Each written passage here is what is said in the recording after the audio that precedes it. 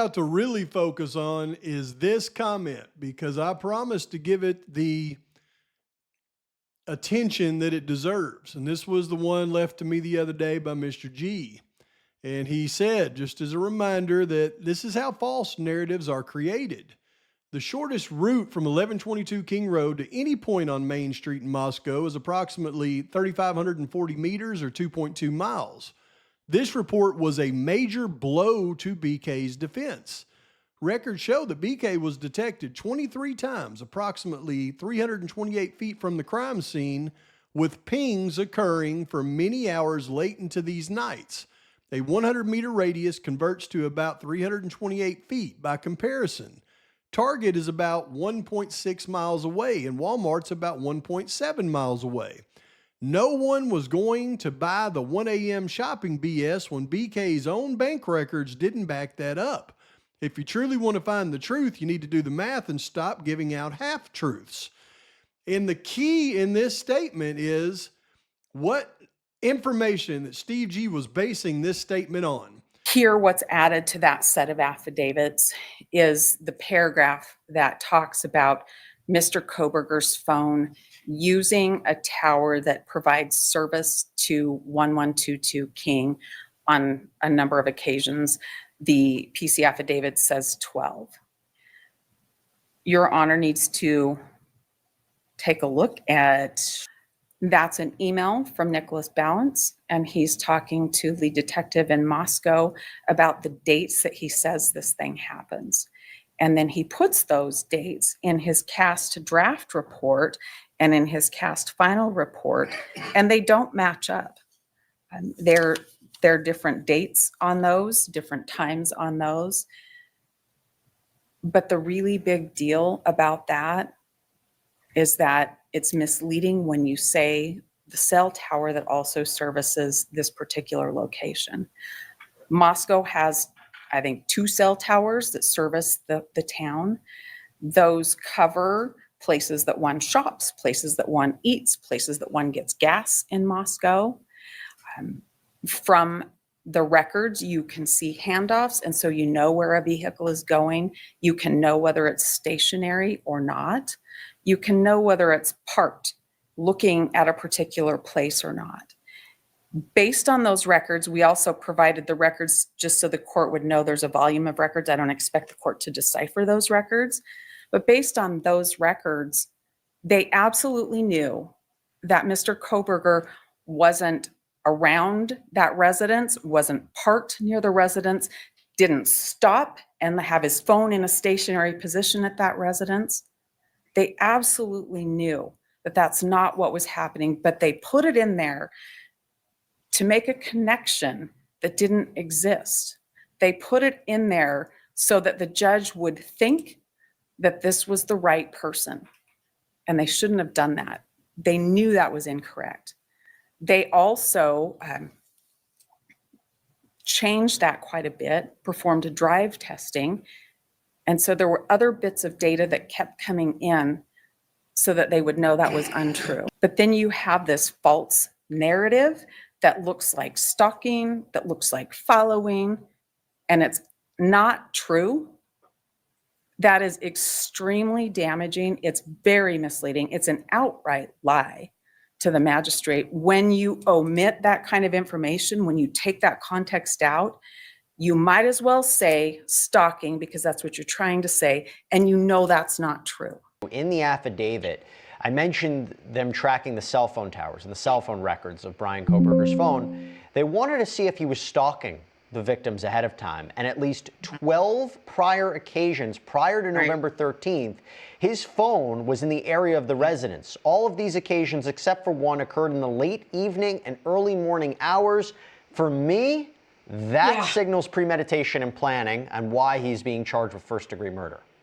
I absolutely agree. I noticed that, and I actually have my affidavit, the hard copy, that I actually have it on that page, that and I was looking at it. It looks like he was stalking them, because that's a lot of contact in an area, or presence in an area, one that you don't live in, and the times of day are very unique. Thanks for joining us on News Nation Rush Hour. I'm Nicole Burley, and right now, prosecutors are working to show that cell phone data proves Bryan Kohberger was stalking his victims. Those records put his phone near the crime scene at least 12 times before the murders. Has evidence that Bryan Kohberger stalked the victim's house on King Road for months before the quadruple homicide. Cell phone records are placing Kohberger near the King Road home at least 12 times before he allegedly slipped inside and knifed 4 students to death. Well, the judge in the Idaho college student murders case is getting stricter on who can and cannot speak with the media. The expanded gag order now includes the victims' families and their attorneys. This comes after a newly unsealed search warrant was made public, showing what was taken from Bryan Kohberger's apartment. We're also learning new information between Kohberger and the victims, specifically the girls. According to People magazine, Kohberger visited the restaurant at least twice, where Xana and Maddie both worked. He also followed Kaylee, Maddie, and Xana on Instagram and even tried messaging them. You acknowledge false that Mr. Kohberger allegedly stalked one of the victims. That's false. You know that to be false. You acknowledge false that Mr. Kohberger allegedly stalked one of the victims. That's false. You know that to be false. Which one? That Mr. Kohberger allegedly stalked one of the victims. Yes, I was trying not to say that because. But you knew that was false. I did. Yes. And so you have now, for anybody who had never heard that before, that question is now planted into them, unqualified representation that Mr. Kohberger stalked one of the witnesses, and that's false. Ladies and gentlemen, thank you. Listen to Pavarotti. Can I be your superhero? Hello, welcome to The Revealing. I'm your host, Pavarotti, and I'm here to discuss the Idaho 4 case, and I'm here to address some of the falsehoods that we have heard around this case for so long.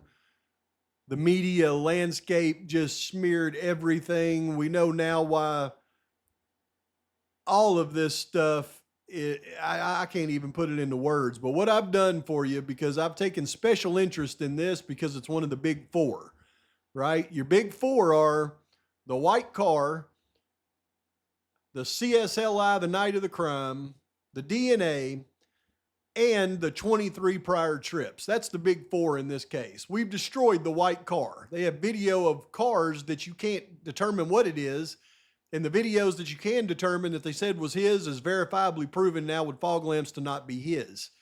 There is no CSLI between 254 and 448 to put Kohberger near the crime scene. The DNA is laughable at best at this point, but now we've got the 23 prior trips that me and one Mr. G have gone back and forth about for 2 years now.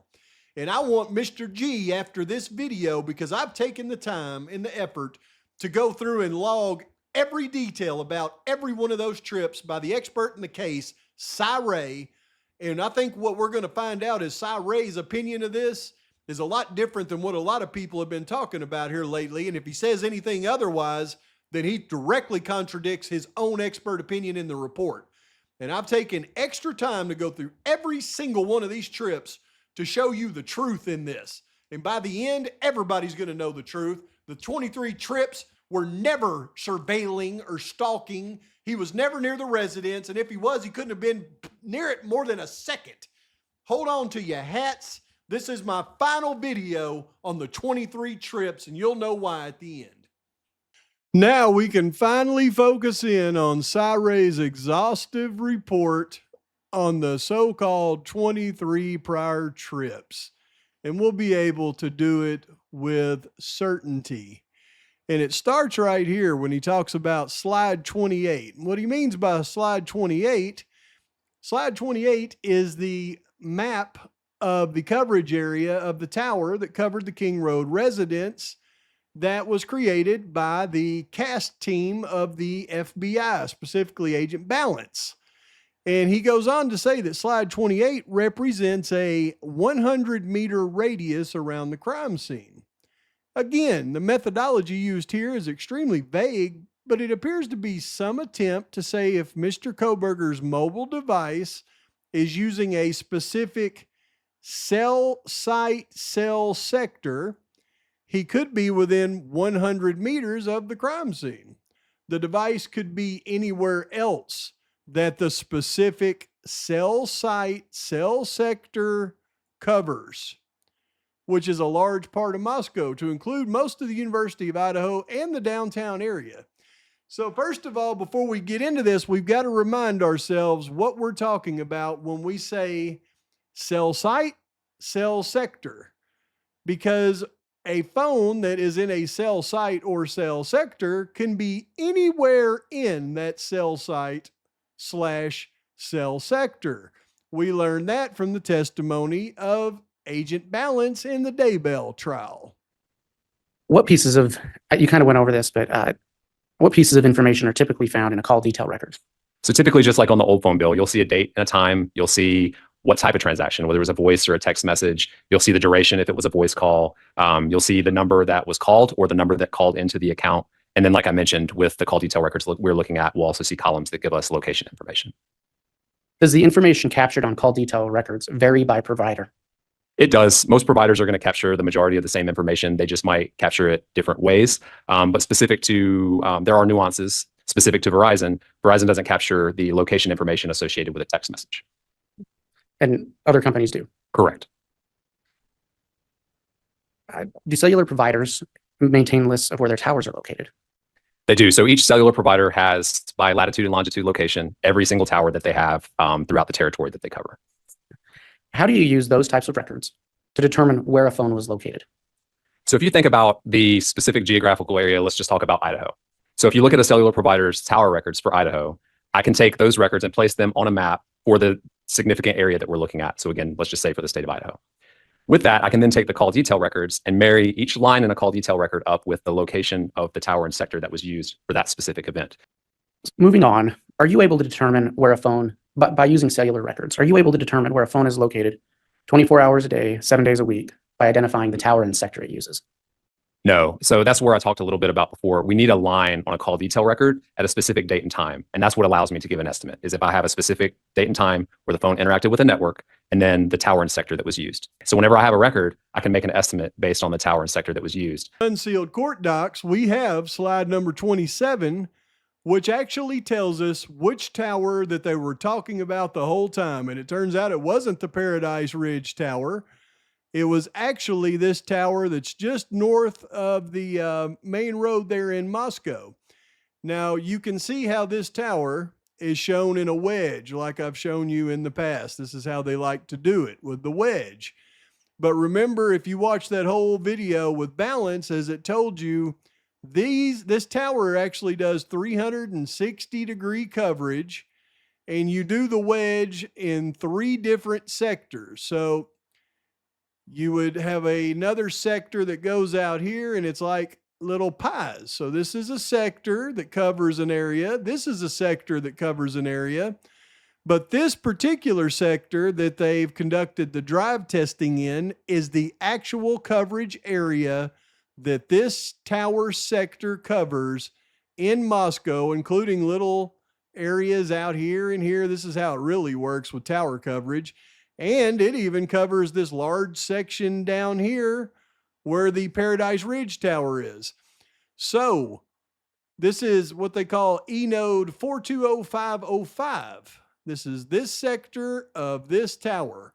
This is the one, whenever they say Brian Koberger's phone connected to a tower that provided coverage within 100 meters of the crime scene here, they're talking about his phone connecting to any one of these areas in this particular coverage area. Now, because of handoffs of coverage of other towers around it, they can narrow it down to, say, this area right here. But when, just like you heard Balance say, whenever you're looking at a call detail record and you don't have the other records to be able to verify anything, all you can do is say that Koberger's phone is connected to this tower in this sector, and he is somewhere in the coverage area. That's it.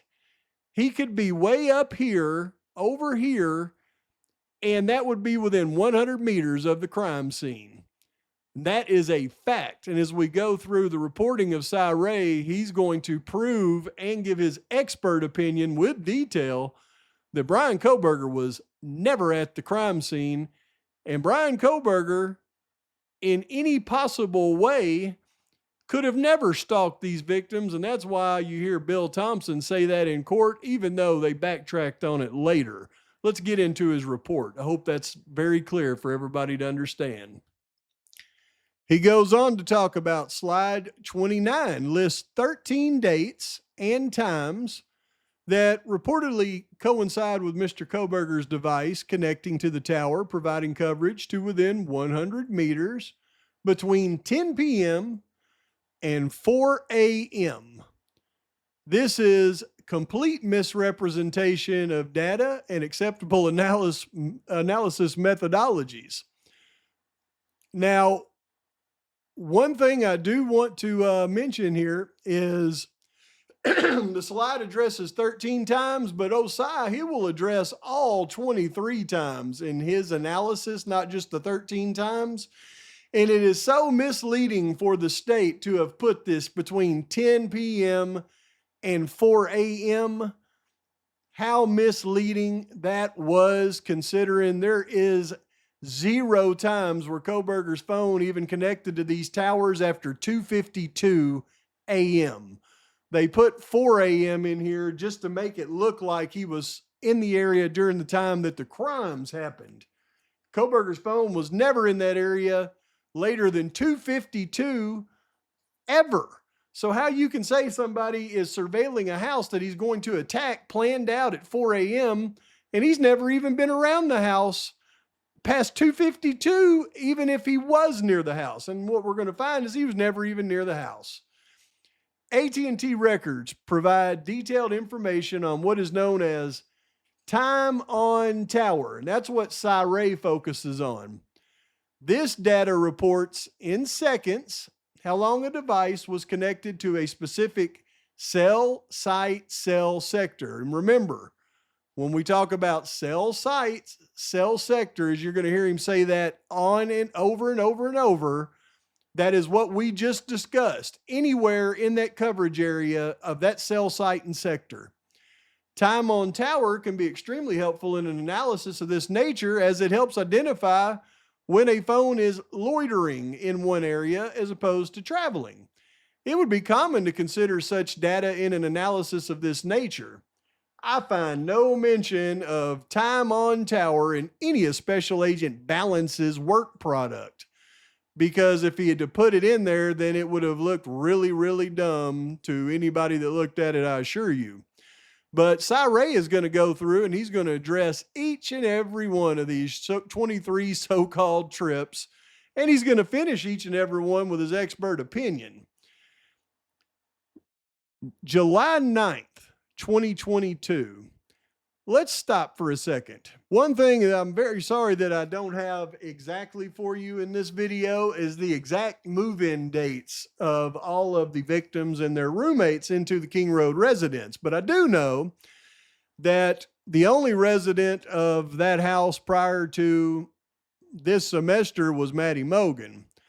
Everybody else moved in August of 2022. I believe they moved in later on in August. I wish I had those dates. If anybody knows those exact dates that everybody moved into the house, please put it in the comments. It's something that I've just never logged, even though I've looked at it a million times in books. But I am very certain that Bethany, Dylan, Xana, Kaylee did not move into the house until later on in August. So, by the way, just so everybody knows, that the semester school started at the University of Idaho on August 22nd, 2022. I think it's important to note this, because when we start looking at some of these dates that supposedly Kohberger's making trips to Moscow, I mean, they didn't even live in the house. How do you stalk people that don't live there? Starting with July the 9th, 2022. This was prior to everybody moving in the house, so nobody even lived there. 7/9/2022, and you'll see the time. It says from 11:10 to 11:10 on their total clock.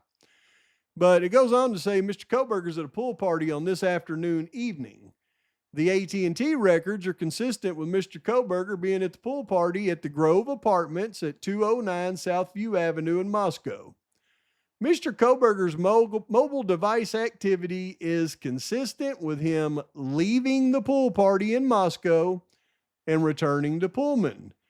There is no evidence he drove by the crime scene. In fact, the time on tower is consistent with continuous, deliberate driving to travel from the pool party to his residence in Pullman.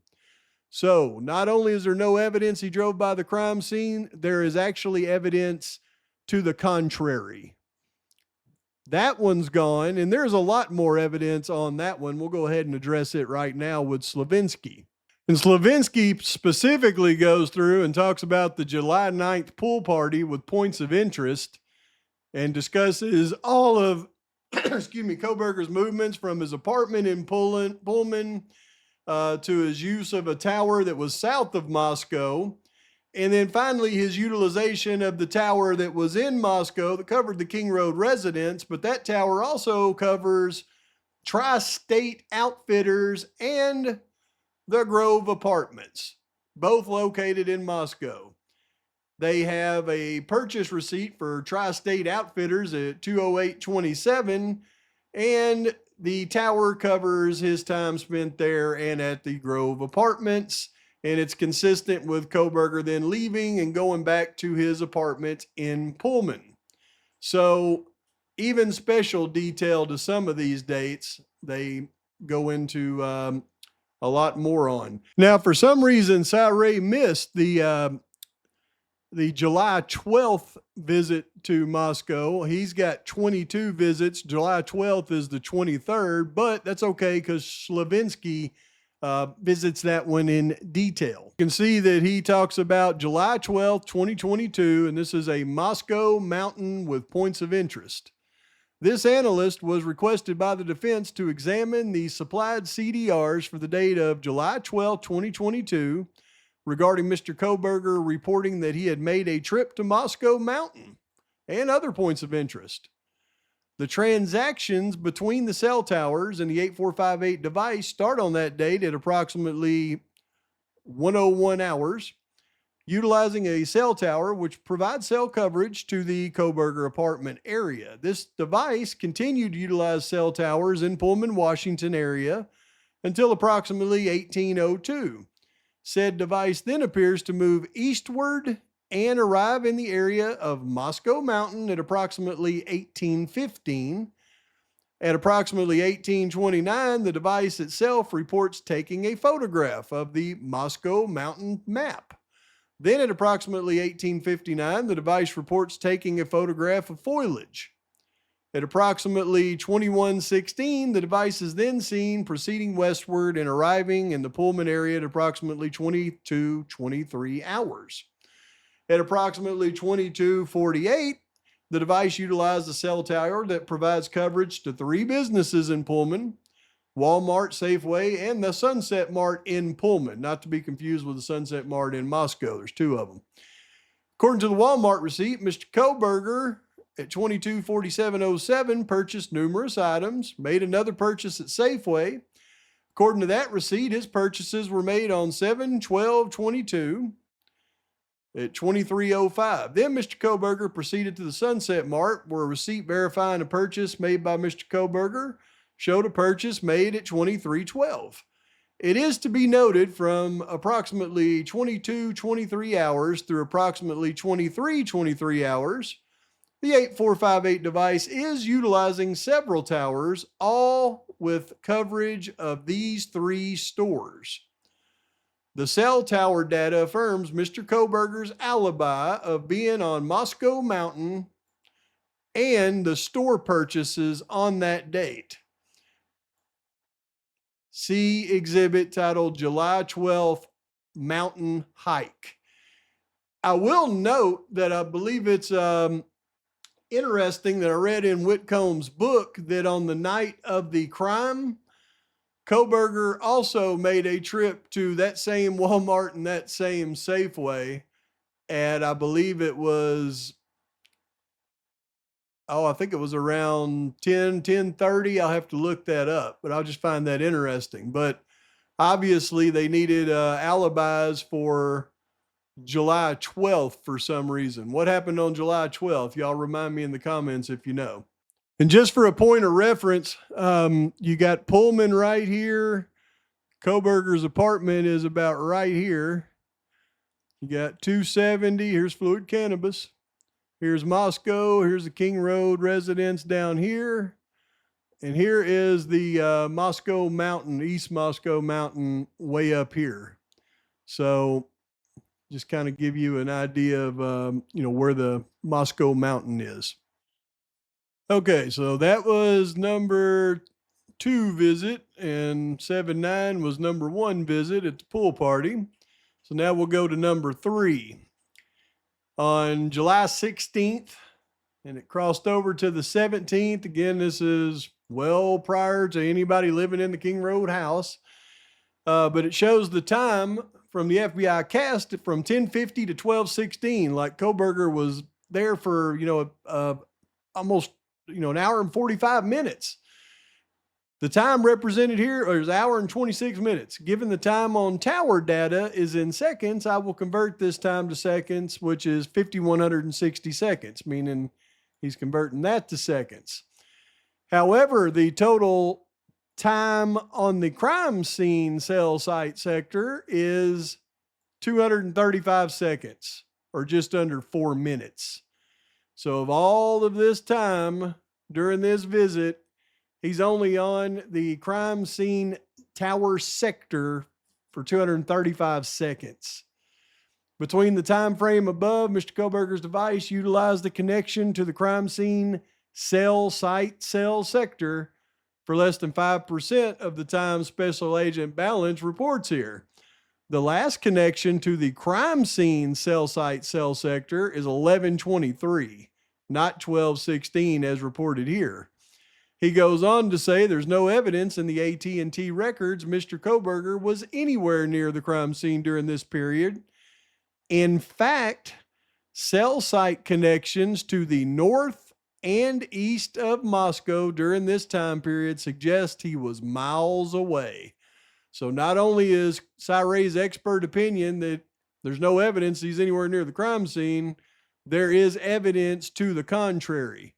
So just under 4 minutes, and remember when he's talking about the crime scene cell sector, it's this area right here. So Koberger was only in this area, could be over here, anywhere in this purple, could have been down here. But he's got other data that shows that he was north and east. So that means if he's north and east, look, it's about 4 minutes to drive through town right here. So verifiable proof if he's north and east as he goes through town that Koberger was nowhere near the residence on that date. Okay, and that was trip number 3. Here is trip number 4. July 21st from 10:08 p.m. to 10:32 p.m. Again, prior to most of them moving in the house. The time represented here is 24 minutes or 1,440 seconds. Special Agent Balance is wrong on both of these times. First, connection to the crime scene cell site sector is at 10:06 p.m. for 8 seconds. The device does not connect to this cell site cell sector again until 10:40 p.m. for 14 seconds.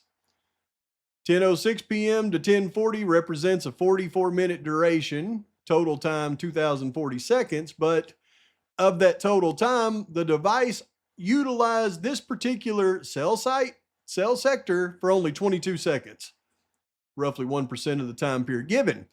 The handoff data clearly shows the cell site cell sector was only accessed as the device passed by the cell site when arriving in Moscow and when leaving. There's no evidence the device was ever in the area of the crime scene. In fact, The handoff clearly indicates the device was not in the area of the crime scene. So it's his opinion. There's no evidence of it being near the crime scene. There's evidence to the contrary. And he only connected to the cell site, cell sector twice, when he came into town, once for 8 seconds and the other time for 14 seconds. So remember, he's coming into town and he's only connecting to this cell site, cell sector. Where's my pointer? This cell site right here. This is the cellular tower. Why does my pointer keep doing that? Huh. Okay, this cell tower, basically. Why does you keep doing that? In this cell sector, if he only connects for 8 seconds coming in and 16 seconds going out, well, then that means he's likely probably going right underneath the tower and connecting and heading this way, and then coming back, connected and heading this way. Because if he was inside the larger portion of the coverage area of this tower, then he would have been on it for more time than that. But either way, yeah, so a nothing burger on that one the fourth time. So here's the fifth trip. This happened July 24th, and again, prior to most of the people moving in the house, 10:34 to 12:52. The time represented here is 2 hours and 18 minutes, or 8,280 seconds in total. Special Agent Balance is again off on his times.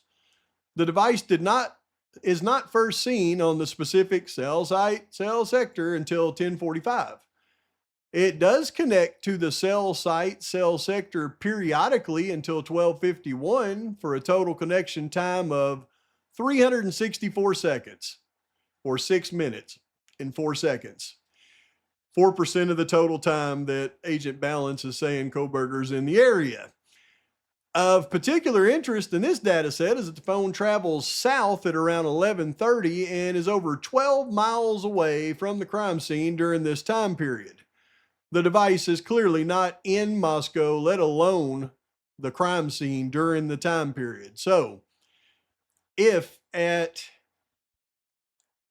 let's see here, it connects to the cell site at 10:45.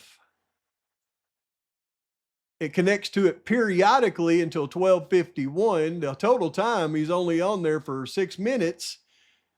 And periodically, he says between 10:45 and 12:51, but at 11:30 he's 12 miles away. I wish he'd have put the time that he connected to the tower around 11:30. But either way, I mean, this for 6 minutes and 4 seconds is the only possible time he was even on the tower. And at 11:30, he's 12 miles away. So it's not, his opinion is it's clearly not in Moscow, let alone at the crime scene. But also the connections that are seen and sandwiched in between other handoffs that are not consistent with the device being near the crime scene. So not only is there no evidence that this device was ever near the crime scene during this time period, but there's evidence to the contrary. What you have to understand is with this cell site, cell sector covering all of this, I mean, he says that at 11:30 he was 12 miles from Moscow. 12 miles from Moscow. So he must have been down here or over here, probably down here somewhere, because it's in this coverage area. But if he's got a total time of 6 minutes and 4 seconds in the coverage area and it's broken up into different times, I mean, look, it takes about 4 minutes to drive through the coverage area. Probably more than 4 minutes if you were going north and south, but from east and west to east, I mean, you're looking at it's about 4 minutes to drive through the coverage area. So if he's going through it periodically, meaning more than once, then you're breaking it up to where, I mean, there's no way the car is stopping as it's going through the coverage area. So it's impossible to say he was over here stalking the King Road house. That's where real physical evidence can prove when something happened and when something didn't. Let's go to the next one. Here's the sixth trip between 12:12 and 12:12. Again, on 7/28, prior to most of the people moving in the house. I find this one interesting. The device does not connect to the specific cell site, cell sector as reported. So one of the 23 trips, He doesn't even connect to the cell site, cell sector. Why? Because there is a powering event where the device is off the network from 9:42 to 12:11. The device is 15 miles west of Moscow when it is powered off. There is no evidence the device is anywhere near the crime scene, nor does it use cell site, cell sector that Special Agent Balance purports it does. So this is another example of Koberger powering off his phone. When he does, he's 15 miles west of Moscow. He never connects to the cell site, cell sector in this trip, but Agent Balance tries to correlate that with like the night of the crime when Koberger powered off his phone. So it obviously wasn't the only time Koberger powered off his phone. There's no evidence he was anywhere near the residence. And this is another example of when Koberger powers off his phone. He does it all the time, and there's other evidence to back that up. As Mr. Ray points out in another area of his expert opinion, slide 25, this slide appears to be the result of an analysis in which cellular network activity was analyzed to determine periods of time greater than 1 hour and 45 minutes where the device is not seen by the network. There's no explanation provided of how these conclusions were reached. While I do not disagree with these findings, it does not accurately represent Mr. Koberger's behavior with powering events. I would simply refer to any analysis for this issue to the Celebrite extraction logs showing all powering events. In reviewing that log, it is common for Mr. Koberger to power the device off for extended periods of time. So it wasn't just Koberger turned his cell phone off that night, and that was the only time he ever did it. Apparently, Mr. Koberger turned his cell phone off a lot. Why? Probably because he was saving his battery. Good grief. All right, that was time number 6. Let's go to time number 7 of the 23 trips. This was on July 29th. Again, prior to when most of the students moved into the house. And what does he say on the 29th? We got a total time of 10:29 to 12:24 according to Balance. But what Ray digs in and finds out is Special Agent Balance again misreports times. The device first connects to the specific cell site, cell sector at 10:53, not 10:49. The last communication is seen at 1:05, not 12:24. This is a time period of total 2 hours and 12 minutes or 7,920 seconds. But of this, the device is connected to the specific cell site, cell sector for only 200 seconds, less than 3% of that time. In mapping all connections during this time period, the handoffs seen are consistent with the device moving throughout this time period. The device is north and east of Moscow several times during this period. There's no evidence the device was anywhere near the crime scene. So, not only is there no evidence the device was anywhere near the crime scene, other handoffs show it north and east of Moscow, and the fact that he was only on the cell site, cell sector for 200 seconds, which is just 3 minutes and 20 seconds, tells us that there's no way he could have even been near the King Road residence if he was north and east during handoffs. Good grief.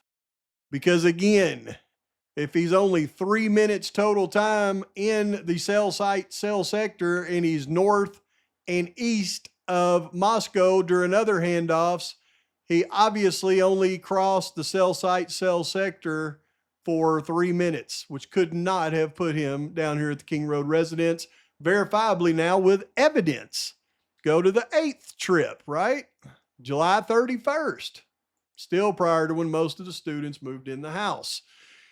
Balance says total time 9:58 to 11:54, making it look like he's in the area for 2 hours. Special Agent Balance again misreports the times. The device is first seen on a specific cell site, cell sector at 11:03, not 9:58. It appears Special Agent Balance failed to analyze the sector data and counted a connection to the specific cell site, but different sectors in his analysis. So what that means is this is the cell site, cell sector of the King Road residence.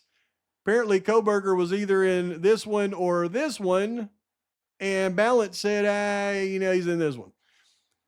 All right, so, and counted a connection to this error caused him to more than an hour off of caused him to more than, dang it, Si. This error caused him to be more than an hour off a 2-hour time frame, which is a significant error. The last time the device connects to the specific cell site, cell sector is 12:12, not 11:54. The total time after correcting Special Agent Balance's errors is 69 minutes or 4,140 seconds. However, the total time the device spent on the specific cell site, cell sector is only 465 seconds. When analyzing handoff data during this time, the device is clearly moving about Moscow to include locations north and east. There's no evidence in the records the device is anywhere near the crime scene. So once again, Koberger's in that same spot, north and east, and there's no evidence he's anywhere near the crime scene. The evidence shows that he's likely north and east and just driving through for 465 seconds of cell site connector time. I do write this as a side note. The report shows BK connecting to the tower between 10 p.m. and 4 a.m. No time noted so far has exceeded 12:52 a.m. And every time that he tries to say he's in there for 2 hours, he's only in there for 465 seconds, which proves he could not be at the King Road residence. This is egregious, y'all. Number 9. Number 9. All right, now we're at least into August. August 2nd. 10:48 to 12:47. Again, this is prior to most of the students moving in, but I'm going to quit putting that now because we're actually into August. Special Agent Balance again misreports times. The device is first seen on the specific cell site, cell sector at 10:51, not 10:48. The device last connects to the cell site, cell sector at 1:04, not 12:47. The period of time between the first and last connection is 2 hours and 13 minutes. The total time spent on the specific cell site, cell sector is 936 seconds. In analyzing handoff patterns, the device is moving throughout the Moscow area during this time. So he's continuously driving throughout Moscow during that time. There's no evidence that he's anywhere near the crime scene. So all he's doing is he's driving around Moscow in the coverage area of the King Road residence.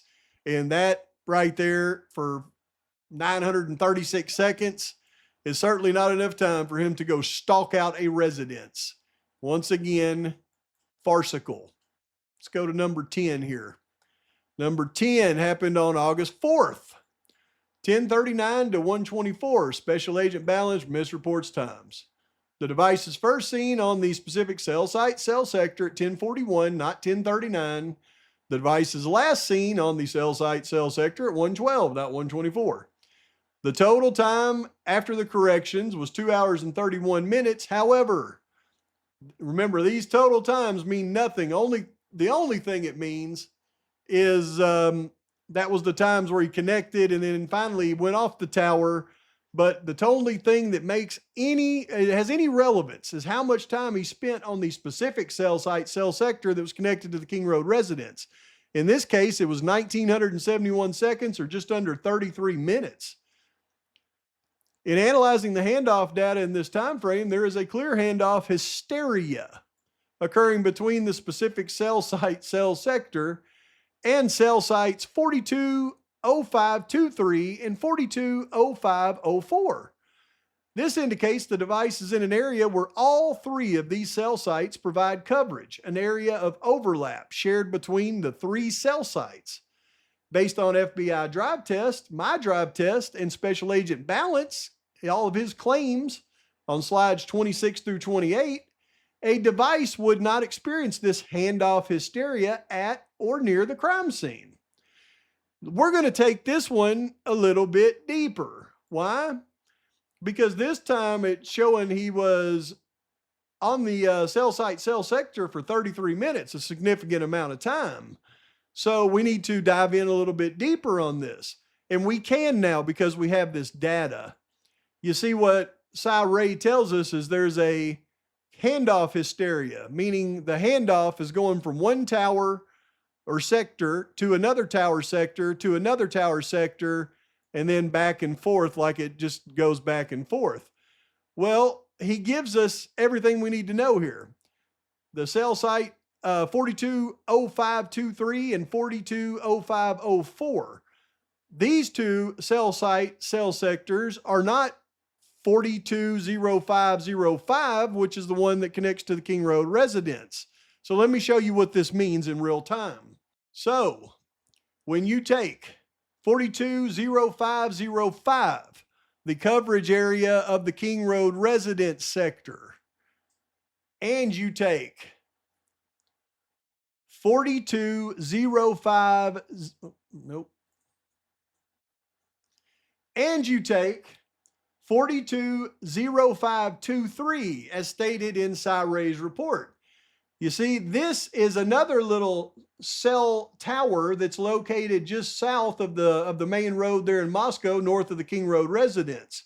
And you can see that the sector that he is referring to, 420523, is this particular sector of that tower. Now remember, if we were to draw this out and draw a line right here, you would have this sector, and this sector. So this sector covers this area. Now they don't give us the drive test data for this sector. However, we do have the drive test data for the previous sector that covers the King Road residence. And this is the end of the coverage area of that particular tower. See right here, watch. See how the coverage area comes out and does this just to the east of 95 here. See how it does that? So when you go to the east of 95, you can find the end of the tower coverage of that sector of that tower up here. So when we go to this tower in this sector, for Kohberger's phone to be connected to it, he has to be up here, which is east of this tower coverage. So when Kohberger is on this tower in this sector, he's going to be east of the coverage of the other tower. And as he drives into it, he's going to have a handoff from this tower to this tower. So he's driving down, and as he crosses this line, his phone hands off to this tower's coverage. But Cy Ray gives us another clue. He says also tower E node B420504. Now you'll see that is actually the tower that we have discussed that's south of town, which is the Paradise Ridge Tower. The sector that he's referring to in that tower, though, is 420504, which is the tower sector that covers the western portion, including Washington. So if Kohberger's phone is having handoffs between these three towers, it shows a clear path of travel coming from the northeast, from that tower connecting to the tower that covers the King Road residence, then connecting all the way down to the tower that covers the area south of Moscow. And he says it's a handoff hysteria between these three. So all he's doing is he's coming down here, he's going back up, and he's coming down here for 33 minutes. Never once would that put him at any period of time stopping at the King Road residence enough time to stalk it. Again, a farcical tale by law enforcement, proven out by the real evidence in the case. Okay, that was trip 10. Now we go to trip 11, which was on August 6th from 12:52 to 2:32. Total time. Again, Special Agent Balance misreports the times. First time on the device is seen on the cell site cell sector at 101, not 12:52. The last time it connects to the cell site cell sector is 2:27, not 2:32. But the total span of that time would be an hour and 26 minutes. However, the total time spent on the specific cell site was 1,562 seconds. 30% of that time. In analyzing the handoff patterns seen here, similar to the previous time period, there's a handoff hysteria that indicates the device is moving or is not at or near the crime scene. Much like this one up here, it's moving, having a hysteria, and it's not sitting at the crime scene. Again, nothing burger. Number 12. This is from midnight to 12:09. Well, we've got 8 total minutes. Special Agent Balance misreports times. The device connects to the specific cell site, cell sector at 12:05 for 57 seconds. There are no other connections to this cell site, cell sector. The connection is most likely due to the device entering Moscow around this time in which it passed directly under the cell site. No evidence in the records that indicate the device was at or near the crime scene. It was only on the cell site, cell sector for 8 minutes, and it just happened to drive right under it. So one of those 23 trips was for 8 seconds on the cell site, cell sector. Could have never got to the King Road house. I mean, it's impossible. 8:14.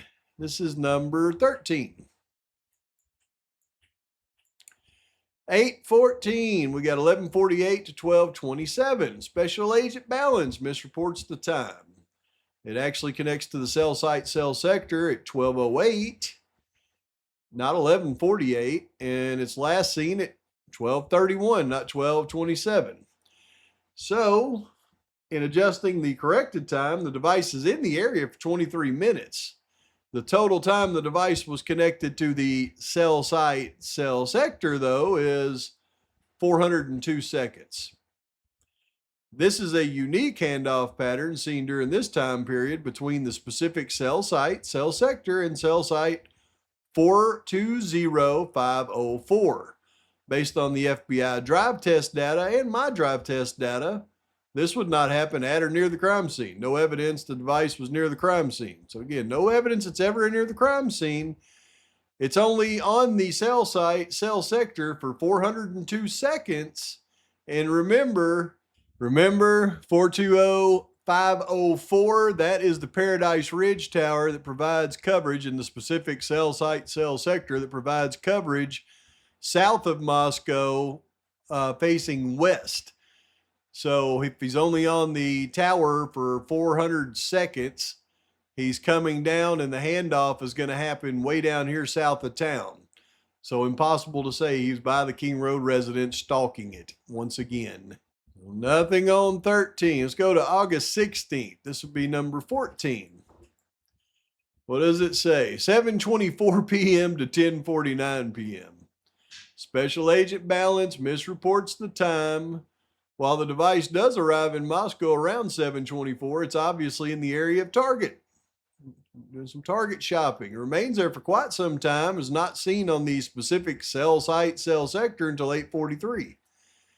That's because Target is just a little bit east of the coverage area of that tower. It is last seen on the specific cell site, cell sector at 10:46. The device in Moscow for 3 hours and 22 minutes. However, the only time on the cell site, cell sector that covered the King Road residence was 365 seconds. The handoff pattern seen while the device is connected to the specific cell site, cell sector is not consistent with the device being at or near the crime scene. No evidence in the records the device is at the crime scene. So here's what Ray is saying. So you can see the coverage area based on the drive testing by the FBI of this map. Just to the west of this area right here is Target. Target's about right here.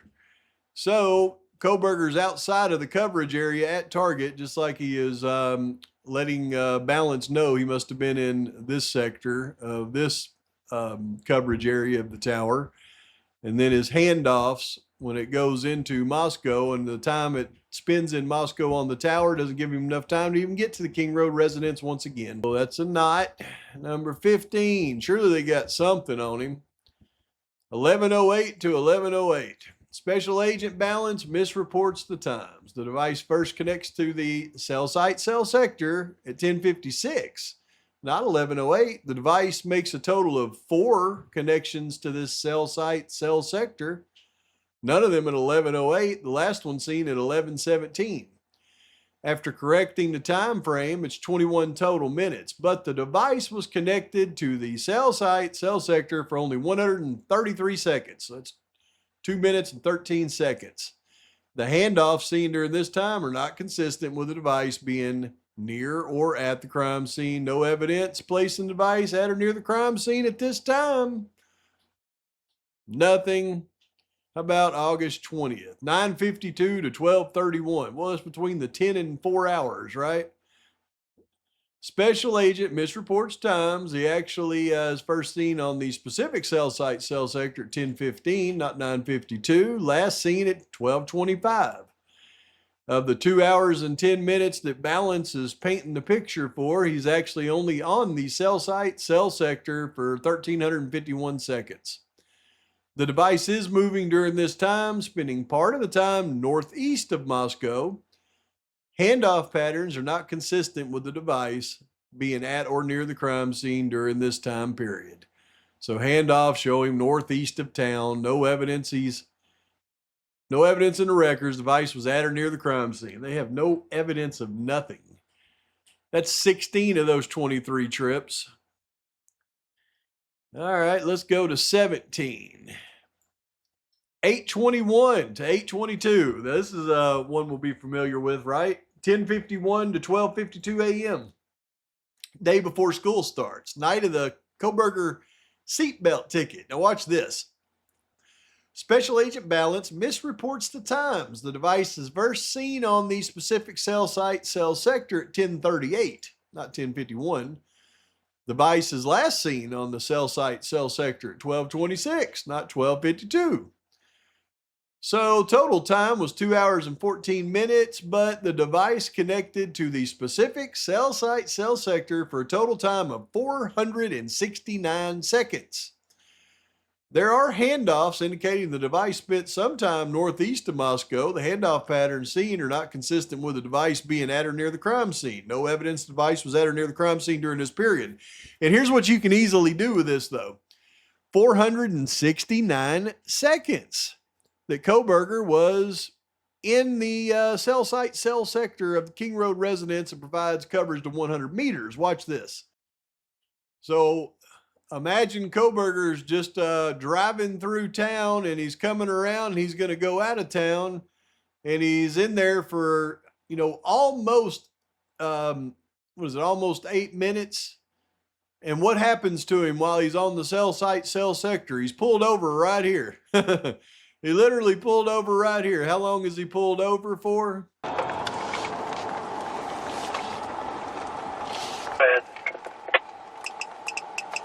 Full-minute farm of Pennsylvania. Lincoln Frank Zebra 8649.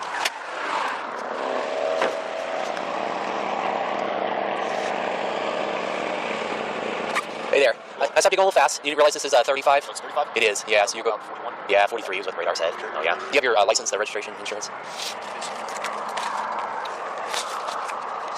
Were you wearing your seatbelt when I stopped you? No. That's no good. Just being honest with you. Yeah, I appreciate that. There's absolutely no point in being honest. Yeah. Go to the radar. Yeah. Okay. Do you have a vehicle registration slip or something like that? Okay. But I give you insurance. Yeah, this is your insurance. That's good. The thing is, I'm on an overtime shift right now. One of the conditions we have to enforce seatbelt laws, and so register citation for that. It's $10 in Idaho. Not a huge deal, but yeah. Be right back.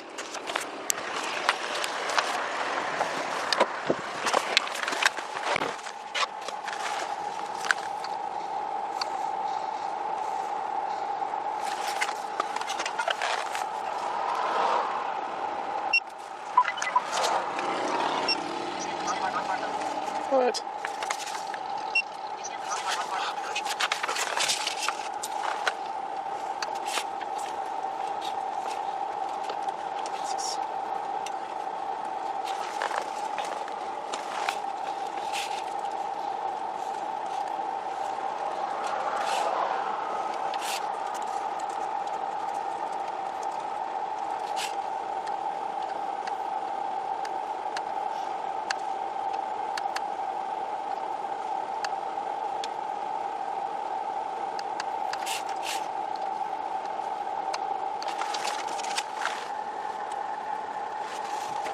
Plates off your tank. Code 4 check, Washington.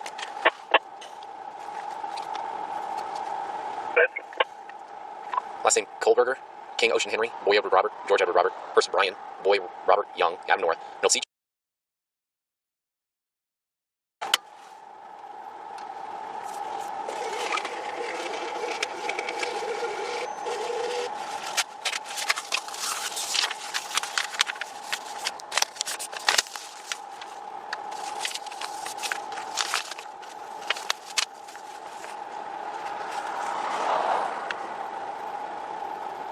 Pennsylvania, valid 2024. I'll be busy site.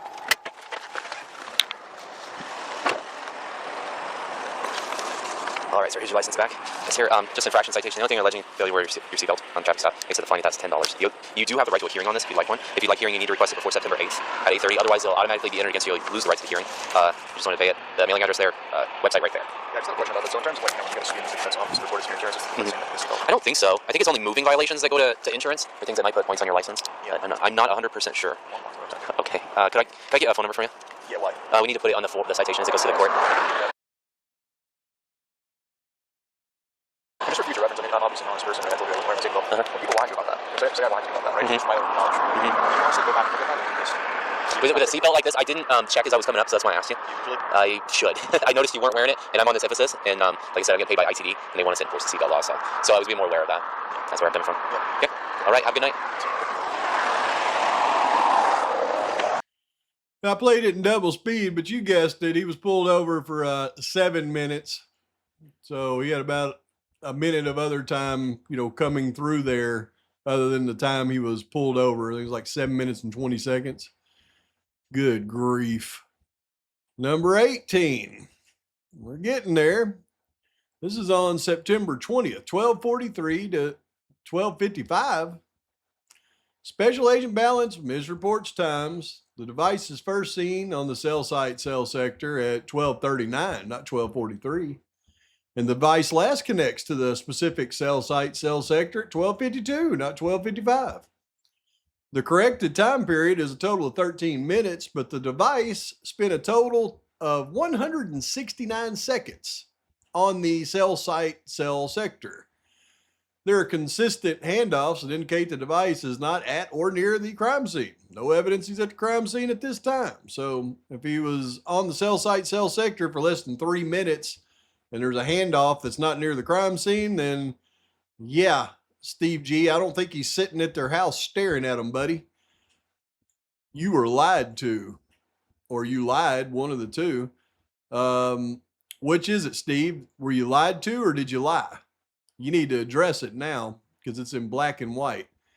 Now, this is October 1st, 2:24 to 2:31, right? I think this is one of the latest time periods in the whole thing, They're trying to, between 10 and 4 a.m., right? Special Agent Balance, look at this. He properly reported the first connection on this time period. However, he misreported the second connection of 2:27, not 2:31. So he properly reported 2:24, but not the 2:31. It was actually 2:27, which means the total time period was only 3 minutes. The device was connected to the specific cell site cell sector for 32 seconds. The travel for this time period, along with handoff data, does not allow for the device to stagnate at the crime scene. No kidding. You couldn't get into the coverage area and get to the King Road house in 32 seconds. So, good grief. And that was one of the latest times that they had Kohlberger in there, y'all. Look at this one. This is number 20. Number 20. This is what they tried to claim was stalking and had every news agency in the world screaming stalking, stalking, stalking, stalking over and over on every news report for years. The corrected time period is... That was part of that one. I'm sorry. This is 20 right here. October 7th, 12:42 to 12:42. Special Agent Balance misreports the time. The device connects to the specific cell site, cell sector at 12:37, not 12:42. 12:37 to 12:42 would be 5 minutes. There's not enough information for this time to determine where the device is located other than Moscow. No evidence the device is at the crime scene. And if it was, I mean, he was only on the cell site, cell sector for 5 minutes. So I guess he could have ran red lights and everything just to get around the house, circle it real quick, and then get out of there. 21, August 15th, 9:36 to 10:36. Special Agent Balance misreports the time. It's actually 9:53, not 9:36. The device is last seen at 10:42.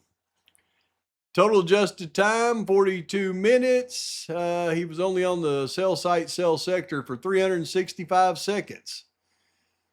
Handoffs during this time period that is consistent with the device moving. No evidence he's at the crime scene. So he's just moving through there. He's only on the cell site, cell sector for 365 seconds. So unlike that complete charlatan Chris McDonut and his ridiculous buddy that's sexual warming up period, where they opined that Koberger's sitting on the little concrete block outside Dylan's window staring at Dylan. I mean, he's never at the house. Stop looking at the house. It's impossible. Here is time number 22. Surely they got something, right? 10:30 to 10:30. Special Agent Balance misreports the time. It's actually 9:58 for 5 seconds. There's a second connection at 10:16 for 28 seconds. There's no connection at 10:30. Given the short period of time and other handoffs occurring, there's no evidence the device was at or near the crime scene during this period. No kidding, because you can't get on the tower for 5 and 28 seconds and even make it to the King Road residence. Utterly ridiculous. And look at this last time on 23, from 8:12 to 10:49. Good grief. The only times, 2:31. Remember this one? 2:31. He was only he was only on the sector for 20. I mean, you have got to be kidding me. Y'all should all be ashamed. Steve G, you should be ashamed for arguing this for so long and listening to those idiots like Gray Hughes, man. If you even listened to them, or maybe you were steering them. I don't know. You need to address this. 8:12 to 10:49 on trip 23. Agent Balance, this time he misstates the times. The device did arrive at Moscow at 8:12. However, it's in the area of target until roughly 8:50. The device is first seen. So it's on that other tower that covers target. I mean, it's on the other cell site, cell sector that covers target. This is the one that covers the King Road residence. And the device is first seen on the specific cell site, cell sector that covers King Road residence for 2 seconds at 8:59. And then again at 8:59 for 3 seconds. The device does not report any connections to the network between 9:25 and 10:44.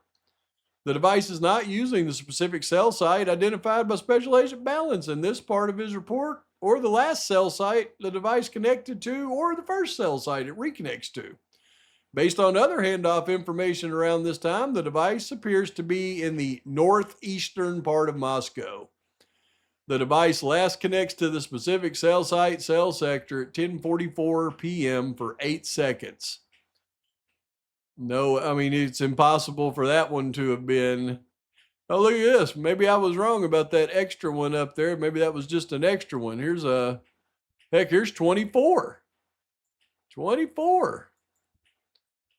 11:07. 9:55 to 10:03. So here, we'll add in another one here that was 8 minutes. Special Agent Balance misreports the times. The device first connects to the cell site, cell sector at 9:45.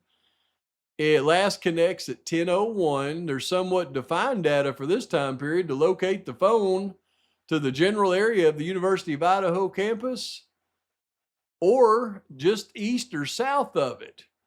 But for further clarification, the majority of the connections to the specific cell site, cell sector last only 10 to 20 seconds or less. The longest connection time ever seen. Oh, wait a minute. Oh, that was just this one right here. So he may have, there is somewhat defined data for this time period to locate the phone to the general area of the University of Idaho campus or just east or south. But he was only on it for 8 minutes, so he certainly isn't stalking. So that would be the only one that could even say he was even in the general area. Probably at his ATM machine like the day after. So this was his this is his determination, right? This is his determination from all the culmination of all of his work in the case. For further clarification, the majority of the connections to the specific cell site cell sector last for only 10 to 20 seconds or less. The longest connection time ever seen is on August 6th, and it lasted for 413 seconds or 6 minutes and 53 seconds at 1:59 a.m. The cell site cell sector utilized just prior to this was the 420-523 azimuth of 100, which does not provide coverage to the crime scene. The first handoff seen after this connection is cell site cell sector 420-504 azimuth 0, which does not provide coverage to the crime scene. This indicates the device was not in the area of the crime scene when this specific connection began or ended. The length of this connection was found to be extremely rare. So that was the longest connection, and that's the one where I showed you where he came from northwest of town, went through the area of coverage, and then went way south of town to the other tower. So that was the longest connection, and he couldn't have been by the house stalking it. Now, here's what Cy Ray's determination is. This is his opinion, his expert opinion based on all this. Based on my analysis of the time period provided in this portion of Special Agent Balance's report, I can find no evidence of Mr. Koberger's mobile device being at or near the crime scene repeatedly or for any duration that is inconsistent with being in a pattern of driving. Moreover, Mr. Koberger's AT&T records do clearly show a pattern of driving late at night. In the second AT&T search warrant for Mr. Koberger's AT&T records, there is a statement made to justify the extended period as a need to determine if Koberger stalked any of the deceased in this case prior to the offense, conducted surveillance on the King Road residence, is in contact with any of the deceased's associates before or after the case report, before or after the offense. I would agree this is an indicated investigative analysis. However, more important is the document result of such an analysis of data. Those results have not been produced with the state's expert. I performed that analysis as part of my work in this case, though. In my analysis of Mr. Koberger's records, to include my review of Special Agent Balance's report, I can find no evidence of stalking behavior or surveillance at the King Road residence. Also of significance is the finding Mr. Koberger's trips to Moscow had decreased by November when compared to the activity seen in July and August. It'd be reasonable to assume if stalking behavior or surveillance was occurring, it would increase, not decrease. And that's the end of the 23 prior trips. That is Cy Ray's expert opinion broken down on each and every trip, verified and backed up by the drive test data by the FBI and the fact that Koberger could have never spent a moment more than a second at the King Road residence. Give me a break. All the lies need to go away and the truth needs to be revealed in this case, and everybody needs to acknowledge it at this point.